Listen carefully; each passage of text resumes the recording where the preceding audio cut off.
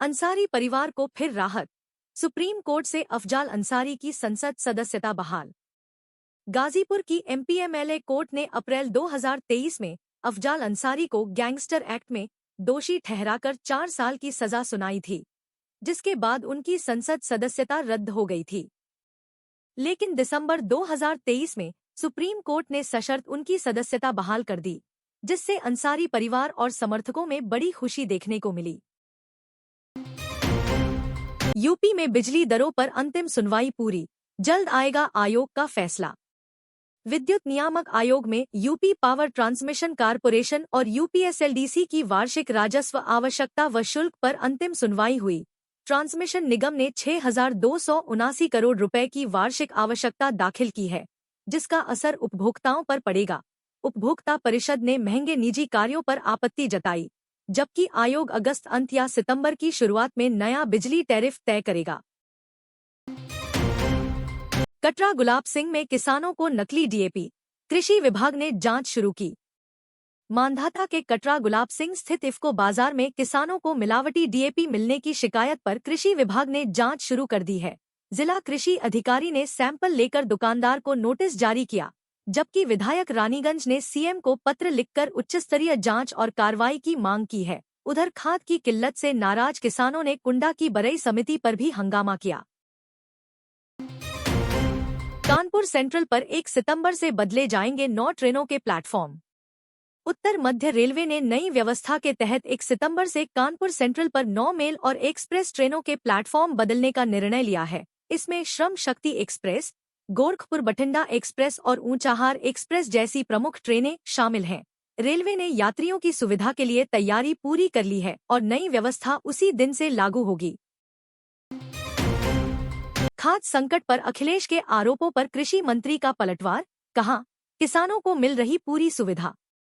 सपा प्रमुख अखिलेश यादव के खाद्य संकट वाले बयान पर कृषि मंत्री सूर्य प्रताप शाही ने कहा कि योगी सरकार किसानों को समय से खाद, बीज और सब्सिडी उपलब्ध करा रही है, जिससे उत्पादन 200 लाख टन बढ़ा है। उन्होंने दावा किया कि प्रदेश में खाद की कोई कमी नहीं है, कालाबाजारी पर कड़ी कार्रवाई हो रही है और हजारों विक्रेताओं के लाइसेंस रद्द किए गए हैं। फर्जी प्रमाण पत्रों से नौकरी पाने वाले 22 शिक्षक बर्खास्त, वेतन रिकवरी और एफआईआर के आदेश। आजमगढ़ मंडल में 2014 में नियुक्त हुए 22 सहायक अध्यापकों के प्रमाण पत्र फर्जी पाए जाने पर माध्यमिक शिक्षा विभाग ने उनकी सेवाएं समाप्त कर दी हैं। विभाग ने अब तक मिले वेतन की रिकवरी और संबंधित शिक्षकों पर एफआईआर दर्ज करने का आदेश दिया है। 11 साल बाद हुए इस खुलासे ने शिक्षा विभाग में हड़कंप मचा दिया है। मेरठ में 55 लाख की ज्वेलरी लूट का खुलासा, ईरानी गिरोह के 2 बदमाश गिरफ्तार। सोहराब गेट बस अड्डे पर बंगाली कारीगर से 55 लाख की लूट करने वाले अंतर्राज्यीय ईरानी गिरोह का पुलिस ने खुलासा किया है। मुठभेड़ में 2 बदमाश घायल हुए, जबकि लूटी गई ज्वेलरी और नकदी सर्राफ से बरामद की गई। गिरोह अफसर बनकर चेकिंग के नाम पर लूट करता था। हालांकि सरगना हबीब और उसके 3 साथी अभी फरार हैं।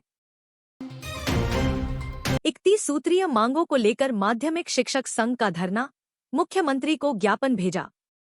उत्तर प्रदेश माध्यमिक शिक्षक संघ शर्मा गुट ने बुधवार को डीआईओएस कार्यालय पर धरना देकर 31 सूत्रीय मांगे उठाईं और मुख्यमंत्री को ज्ञापन भेजा।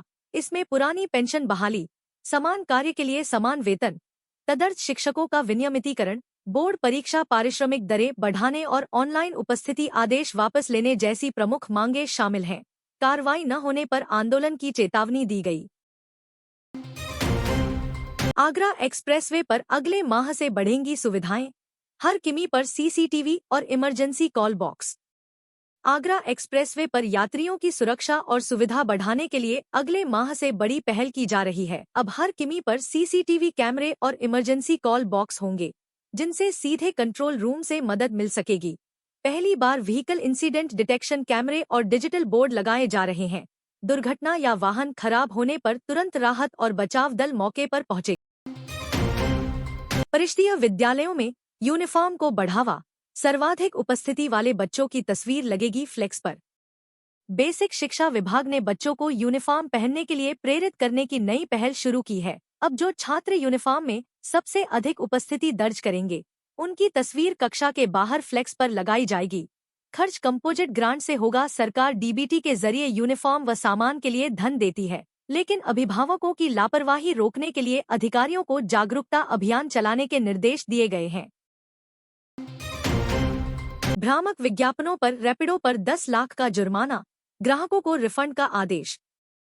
कैब और बाइक टैक्सी सर्विस देने वाली कंपनी रैपिडो पर सीसीपीए ने भ्रामक विज्ञापनों के लिए 10 लाख रुपए का जुर्माना लगाया है। गारंटीड ऑटो और 5 मिनट में ऑटो या 50 रुपए जैसे वादे पूरे न होने पर यह कार्रवाई हुई। जांच में पता चला कि कंपनी ने 120 शहरों में 548 दिनों तक झूठे विज्ञापन चलाए और 1200 से ज्यादा शिकायतें दर्ज हुईं। यूपी में फिर बदल रहा मौसम, 22 से 25 अगस्त तक भारी बारिश का अलर्ट। मौसम विभाग ने चेतावनी दी है कि बंगाल की खाड़ी में सक्रिय नए वेदर सिस्टम के असर से उत्तर प्रदेश के पूर्वी और पश्चिमी दोनों संभागों में 22 से 25 अगस्त तक भारी बारिश होगी। मानसूनी बारिश दक्षिणी हिस्से से प्रवेश कर पूरे प्रदेश में फैलेगी, जबकि फिलहाल कई इलाकों में छिटपुट बरसात जारी है। अवैध निर्माण पर केडीए की बड़ी कार्रवाई, शक्तिदीप पैलेस सील। झूठे मुकदमों में जेल में बंद अखिलेश दुबे से जुड़ी इमारतों पर केडीए ने कार्रवाई तेज कर दी है। जूहीकला स्थित शक्तिदीप पैलेस को नक्शे के विपरीत व्यावसायिक निर्माण और अवैध गेस्ट हाउस संचालन के चलते सील कर दिया गया। जांच में कूटरचित अभिलेखों और अनियमितताओं की पुष्टि हुई। इसके अलावा अन्य अवैध निर्माणों को ध्वस्त करने की तैयारी भी की जा रही है। किदवई नगर में चेन लूट की कोशिश नाकाम, महिला ने लुटेरे को दौड़ाकर दबोचा। किदवई नगर में स्कूटी सवार लुटेरे ने बैंक कैशियर की पत्नी से चेन छीनी, लेकिन महिला ने हिम्मत दिखाते हुए उसे पैदल ही दौड़ा लिया। भागते वक्त टेम्पो से टकराकर गिरा लुटेरा। महिला ने पीछे से टी-शर्ट पकड़कर जमीन पर पटक दिया और धुनाई कर दी। मौके पर मौजूद लोगों ने मदद कर पुलिस को सौंपा। आरोपी विशाल वर्मा के पास से चेन बरामद हुई, जबकि स्कूटी की नंबर प्लेट पर गोबर लगाकर पहचान छुपाने की चाल भी पकड़ी गई।